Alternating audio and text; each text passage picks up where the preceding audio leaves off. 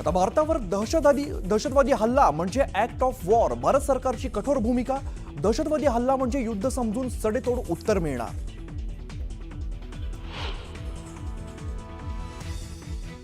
7 मे रोजी भारताच्या एअर स्ट्राईकमध्ये पाकिस्तानचे 5 टॉपचे दहशतवादी ठार. लष्कर-ए-तैयबा आणि जैशच्या ठार झालेल्या दहशतवाद्यांची नावं समोर. कुख्यात दहशतवाद्यांचा खात्मा करण्यात भारताला मोठं यश.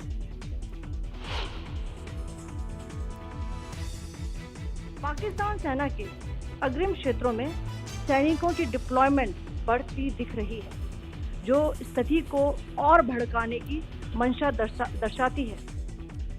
पाकिस्तानला जोरदार प्रत्युत्तर देण्यासाठी भारतीय सैन्य सज्ज. सोफिया कुरेशींचा पाकला इशारा. जम्मूच्या आर्यसपुरा सेक्टरमध्ये पाकिस्तानकडून गोळीबार. 7व्या बटालियनचे 8 BSF जवान जखमी तर 2 जवानांची प्रकृती गंभीर.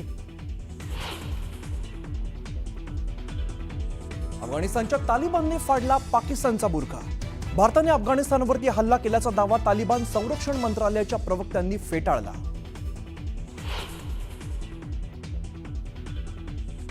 भारताच्या प्रत्युत्तराने पाकिस्तान नामोहराम. भारतासोबत चर्चेची दर्शवली तयारी. मात्र दहशतवाद्यांना पोसणाऱ्या पाकिस्तान सोबत भारत चर्चा करणार का, याकडे लक्ष. पाकिस्तानच्या सरगोदा एअरबेसवर भारताकडून हवाई हल्ला. हल्ल्यामध्ये एअरबेसचं मोठं नुकसान.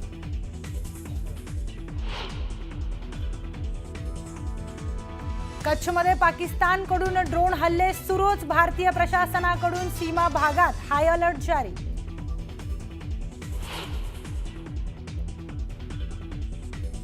मुंबईत रॉकेट फटाके वाजवण्यास बंदी. भारत पाक तणावाच्या पार्श्वभूमीवर मुंबई पोलिसांचा निर्णय. 11 मे पासून 9 जून पर्यंत बंदी.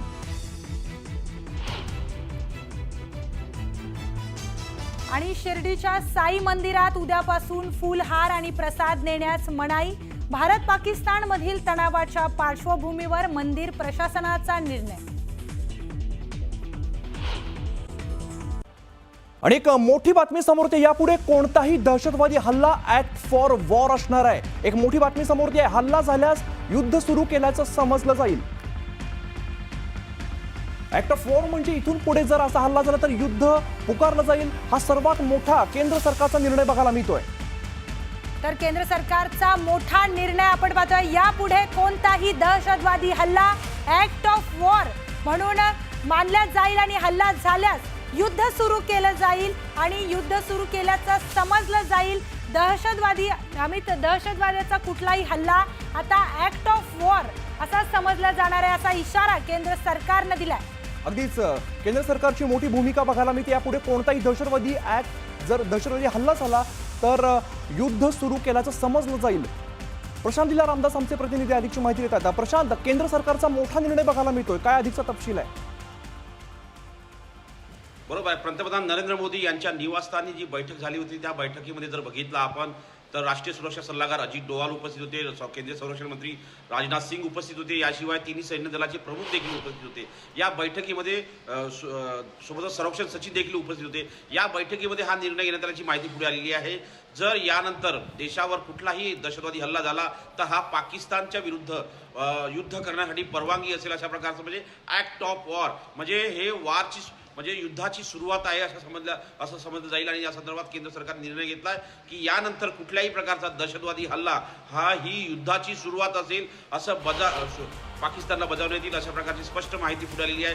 केंद्र सरकारने ही भूमिका घेतली. सध्या सूत्रांची माहिती आहे 5:30 वाजता जेव्हा पत्रकार परिषद होईल खास करून संरक्षण मंत्रालयाचे अधिकारी आणि परराष्ट्र मंत्रालयाच्या अधिकाऱ्यांची, त्यावेळेस निश्चितपणे सांगता येईल. पण यावेळी घ्यायला हे अत्यंत महत्त्वाचं आहे की पंतप्रधान नरेंद्र मोदी यांच्या अध्यक्षतेखाली जी बैठक झाली त्या बैठकीमध्ये हा निर्णय घेतला असल्याची सूत्रांची माहिती आहे. पण महत्त्वाचं म्हणजे जर बघितलं एक प्रकारे आता थेट हल्ला शाब्दिक हल्ला जो आहे तो पाकिस्तानच्या विरुद्ध केला जात आहे. आतापर्यंत पाकिस्तानला आपण धडे शिकवलेले आहेत. यानंतर जर दहशतवाद्यांनी कुठलाही हल्ला भारताच्या सीमा भागात केला का कुठेही केला तर तो ऍक्ट ऑफ वॉर म्हणजे युद्धाची सुरुवात असेल, अशा प्रकारे स्पष्ट शब्दात बजावण्यात येईल. त्यामुळे आता पाकिस्तान कशा पद्धतीने भूमिका घेतो हे देखील पाहणं महत्त्वाचं ठरणार आहे. पण या घडीला हे अत्यंत महत्त्वाचं आहे की भारताने आपली भूमिका निश्चित केली आहे, कारण भारत जो आहे नेहमीच शांतिप्रिय देश राहिलेला आहे आणि भारताने हे स्पष्ट केलं आहे कुठल्याही परिस्थितीमध्ये आम्ही पहिल्यांदा गोळी चालवणार नाही.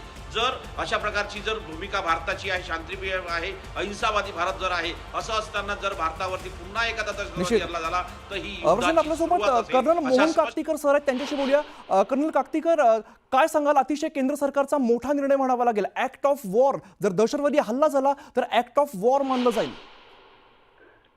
याच्यामध्ये लक्षात घेण्यासारखी गोष्ट अशी आहे की पाकिस्तान मिलिटरी स्ट्रेंथमध्ये भारताच्या जवळपासही नाही, परंतु आपल्याला टेररिस्ट ऍक्टिव्हिटीजनी तो आपल्याला दर थोड्या वेळाने काही अशा गोष्टी करून आपल्याला म्हणजे I would say they disturb us politically, they disturb us, they try to disturb us by doing something like म्हणजे आपल्या धर्मांमुळे वेगवेगळ्या धर्मामध्ये टेन्शन निर्माण होईल अशा गोष्टी करतात, किंवा आपल्याकडे इन्स्टॅबिलिटी निर्माण होईल असे काही मेजर गोष्टी करतात.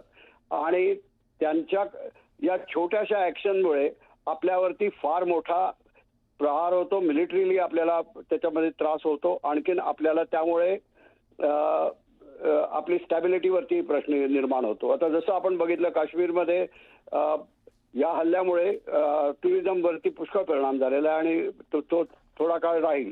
तर त्याच्यामुळे अशा या टेररिस्ट ऍक्टिव्हिटीला आळा घालण्यासाठी दिस is a best thing.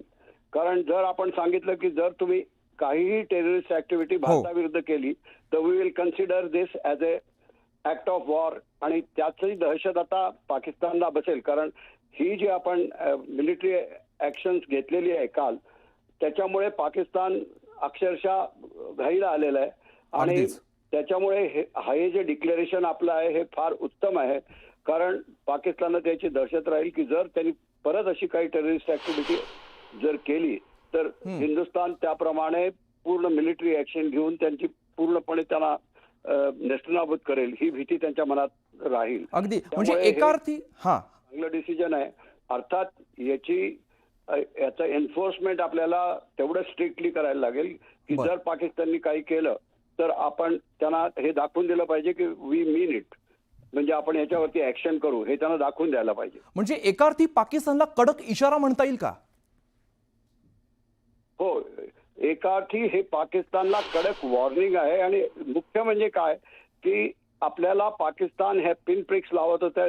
They use to slow, जसं म्हणतात की they were bleeding us by giving the small pin pricks here and there. त्या थांबवल्या जातील जर आपण त्यांना स्ट्रिक्टली एन्फोर्स केली. हे आपली जी घोषणा आहे ती जर आपण स्ट्रिक्टली एन्फोर्स केली तर याच्यावर नक्कीच टेररिस्ट ऍक्टिव्हिटीवरती आळा बसेल. बरं, कर्नल काकतीकर सर, खरं तर भारताने कधीही स्वतःहून हल्ला केलेला नाहीये. भारताने वेळोवेळी चोख प्रत्युत्तर दिलंय. मात्र अशा वेळेला ऍक्ट ऑफ वॉर जर असं असेल तर पाकिस्तानकडून होणाऱ्या दहशतवादाला आळा घालण्यासाठी याची नक्कीच मदत होईल असं म्हणता येईल. हो, निश्चितच आहे. ही एक फार चांगली गोष्ट आहे आणि याची दहशत पाकिस्तानला निश्चितच बसेल. कारण ह्या वेळेला सुद्धा भारताने त्यांना ज्या पद्धतीने धडा शिकवलेला आहे आणि त्याची आता आपण पाहताच आहे की Pakistan is coming down on knees. अशा परिस्थितीत पुढच्या वेळेला जर त्यांनी याच्यानंतर जर पुन्हा काही ऍक्ट ऑफ टेरर करायचा ठरवला तर त्यांना 10 वेळा याचा विचार करायला लागेल. निश्चित. कर्नल काकतीकर सर, धन्यवाद, तुम्ही सविस्तर माहिती दिली त्याबद्दल. तर अतिशय मोठी घडामोड खरं तर म्हणावं लागेल. भारत पाकिस्तान जो संघर्ष सुरू आहे त्या पार्श्वभूमीवरती मोठी बातमी समोर होती. यापुढे कोणताही दहशतवादी हल्ला ऍक्ट ऑफ वॉर मानला जाईल. निश्चितच अमित, आता हल्ला झाल्यास युद्ध सुरू केल्याचं समजलं जाईल आणि कुठलाही दहशतवादी हल्ला आता सरळ ऍक्ट ऑफ वॉर असं समजलं जाईल. हा मोठा निर्णय केंद्र सरकारनं घेतलाय. दरम्यान या निर्णयातून केंद्र सरकारनं दहशतवादाला थेट टार्गेट केलंय. सगळ्यात दहशतवादी हल्ला जो भारतावर वारंवार केला जातो पाकिस्तानकडून, त्या हल्ल्यामुळे आता भारतानं मोठा निर्णय घेतलाय की कुठलाही दहशतवादी हल्ला हा ऍक्ट ऑफ वॉर असाच समजला जाणार आहे. पाकिस्तानला मोठा इशारा मानला जातोय. दरम्यान पाकिस्तानने केलेल्या हल्ल्यांना भारतानं जोरदार प्रत्युत्तर दिलेलं आहे. भारताच्या नियंत्रण रेषेवर तसेच अनेक एअरबेसवर पाकिस्तानकडून हल्ल्याचा प्रयत्न करण्यात आला, पण भारताच्या सैन्यानं हे हल्ले परतवून लावलेत, चोख प्रत्युत्तर दिलंय. अगदीच. आणि भारतीय लष्कर आणि परराष्ट्र मंत्रालयाकडून संयुक्त पत्रकार परिषद घेण्यात आलेली आहे. यावेळेला पाकिस्तानने भारत आणि पाकमध्ये सुरू असलेल्या तणावासंदर्भात संपूर्ण माहिती अधिकाऱ्यांकडून देण्यात आलेली आहे. तर पंजाबच्या एअरबेसवर मिसाईल हल्ला करण्यात आला. श्रीनगर अवंतीपुरा भागातील सैन्य तळांनाही पाकिस्तानने लक्ष्य केलं, पण भारतीय सैन्यानं त्यांना चोख प्रत्युत्तर देऊन ते हल्ले परतवून लावलेत. भारताचं कुठलंही नुकसान यामध्ये झालेलं नाही आणि भारतीय सैन्याने या पाकड्यांच्या सर्व हल्ल्यांचं थेट आणि जशास तसं प्रत्युत्तर दिलेलं आहे. त्यामुळे पाकड्यांच्या हल्ल्याचा कुठलाही परिणाम भारतावरती झालेला नाहीये. दरम्यान भारतानेही पाकच्या 6 एअरबेसवर जोरदार हल्ले केलेत. यात पाकिस्तानचे 6 एअरबेस नष्ट करण्यात आलेत. भारताला याच्यात यश आलंय. दरम्यान आता सीमेवर पाकिस्तानकडून सैन्याची जुळवाजुळव करणं सुरू असल्याची माहिती सुद्धा मिळते. अगदीच. पाकिस्तानला जोरदार प्रत्युत्तर आपण मागचे 3 दिवस देत आलेलो. आपण बघतोय ज्या पद्धतीने पाकिस्तान रात्रीतून आपल्यावरती हल्ले करते, मात्र भारत सुद्धा याला चोख प्रत्युत्तर देत आहे. दहशतवादाचा समूळ नायनाट करणार हे आपण भारतीयांनी पूर्णपणे ठरवलेलं आहे. कि पाकिस्तान ने लाहौर से उड़ान भरने वाले नागरिक विमानों की आड़ लेकर अंतर्राष्ट्रीय हवाई मार्गों का दुरुपयोग किया ताकि वे अपनी गतिविधियां छिपा सके। ऐसी चालों ने भारतीय वायु प्रतिरक्षा तंत्र को नागरिक सुरक्षा सुनिश्चित करते हुए अत्यधिक संयम के साथ कार्य करने के लिए विवश किया। पाकिस्तान द्वारा सैन्य ठिकानों को जानबूझकर निशाना बनाने के पश्चात भारतीय सशस्त्र बलों ने त्वरित व सुनियोजित जवाबी हमले किए। Technical installation, command end control centres, radar sites और हथियार भंडार को चुनकर निशाना बनाया गया। रफीकी, मुरीद, चकलाला, रहमियार खान, सुकूर और चुनिया स्थित पाक के सैन्य ठिकानों पर एयर लॉन्च सटीक हथियारों व लड़ाकू जेट से प्रहार किए गए। तर पाकड्यांचा खोटारडेपणा पुन्हा एकदा जगासमोर आलाय। पाकिस्तान वारंवार असे खोटे वक्तव्य करतं आणि मग पुन्हा ते सगळे तोंडघशी सगळ्या जगासमोर पुन्हा तोंडघशी पडतंय। अगदीच. पाकिस्तानने भारतावरती करण्यात आलेल्या हल्ल्यामुळे झालेल्या एअरबेसच्या नुकसानाचं खंडन भारतीय सैन्यानं केलेलं आहे. त्यामुळे पुन्हा एकदा भारतीय सैन्याने पाकड्यांचा खोटारडेपणा उघडकीस आणलेला आहे. तर पाकिस्तानने केलेले सगळे दावे भारतानं खोडून काढलेत। भारतीय लष्कर आणि परराष्ट्र मंत्रालयाच्या संयुक्त पत्रकार परिषदेत भारतीय लष्कराने थेट भारतीय एअरबेसचे फोटोज दाखवलेत आणि भारतातील सर्व एअरबेस हे पूर्णपणे सुरक्षित आहेत. पाकड्यांना पुन्हा एकदा भारतानं तोंडघशी पाडलेलं आहे. पाकिस्तान वारंवार खोटे दावे करत आहे, वारंवार खोट्या गोष्टी त्यांच्या मीडियाच्या माध्यमातून वेगवेगळ्या माध्यमातून जगासमोर दाखवण्याचा प्रयत्न करत आहे, पण आजच्या पत्रकार परिषदेत हे सगळे दावे फोल ठरवण्यात आले. At the end, I would also like to show you a few images of Air Force bases in the Punjab sector and Rajasthan sector, where it is mighty clear that we are debunking the Pakistani claims of causing destruction at these air bases. You can yourself see the normalcy in these Air Force stations. This is Sirsa, Suratgarh. The runways are intact.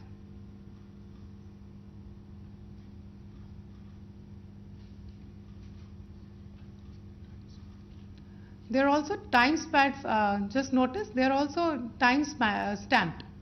This is today.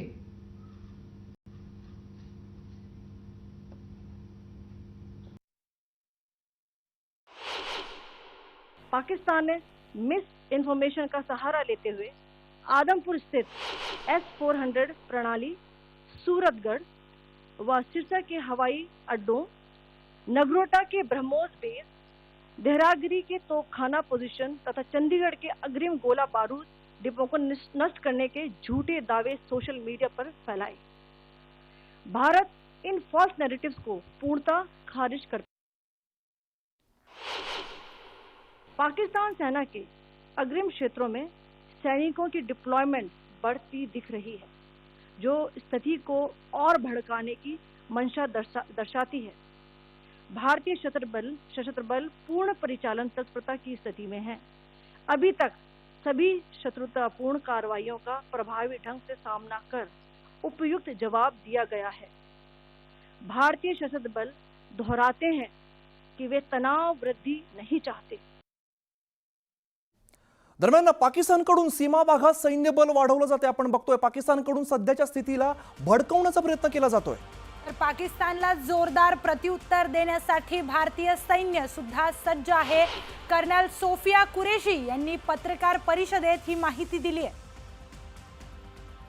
पाकिस्तानकडून सांगण्यात आलं की आपले airbase आहेत त्याचा भारताच्या एअरबेसचं नुकसान झालंय, मात्र असं काही झालं नाही। आपण असं नुसतं बोलत नाही, त्याचे पुरावे सुद्धा आपण दिलेले आहेत। दरम्यान यानंतर पाकिस्तानकडून सीमा भागात सैन्य बल वाढवलं जात आहे आणि पाकिस्तानकडून सध्याच्या स्थितीला भडकवण्याचा प्रयत्न खरं तर मानला जातो। भारतीय सेना ने प्रभावी व तुलनात्मक प्रत्युत्तर देते हुए पाक सेना को काफी क्षति पहुंचाई।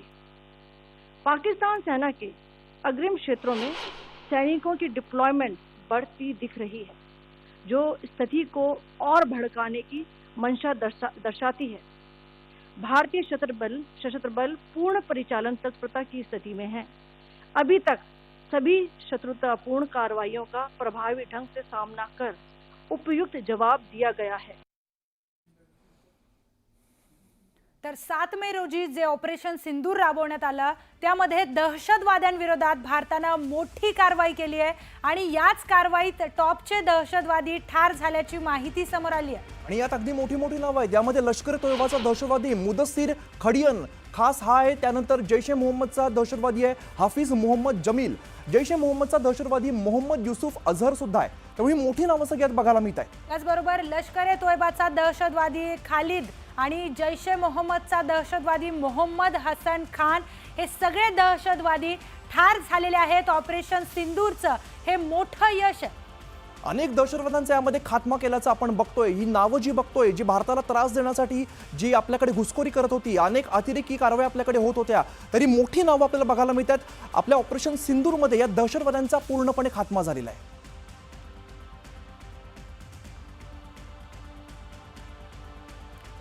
तर आज संध्याकाळी पुन्हा भारतीय परराष्ट्र मंत्रालयाची पत्रकार परिषद पार पडते। संध्याकाळी 6 वाजता ही पत्रकार परिषद होणार आहे। तर भारताच्या पाकिस्तानवरील कारवाई संदर्भात या पत्रकार परिषदेत माहिती देण्यात येणार आहे।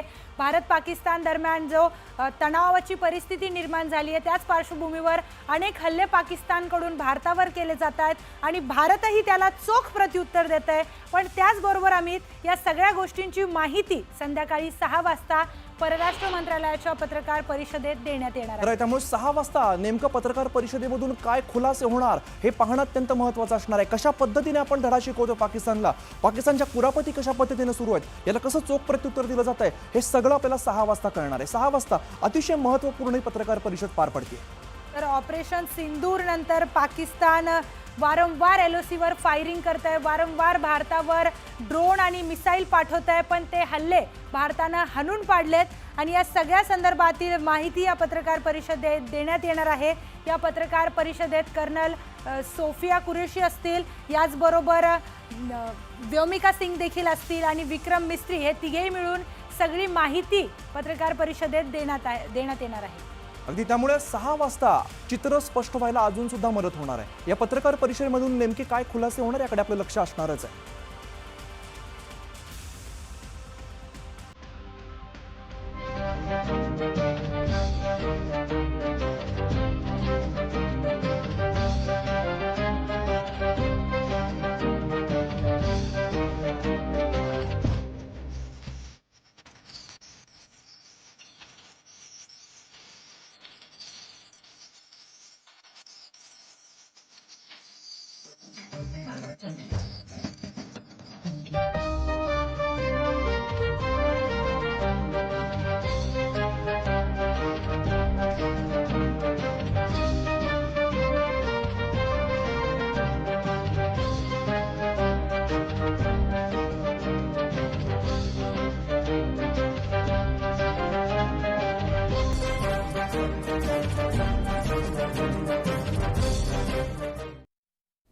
दरम्यान एक मोठी बातमी समोर येते। पाकिस्तानच्या सरगोधा एअरबेसवर भारताने हल्ला केलेला आहे आणि या हल्ल्यामध्ये सरगोधा एअरबेसचं मोठं नुकसान झाल्याचं आपल्याला बघायला मिळते। अतिशय मोठी बातमी।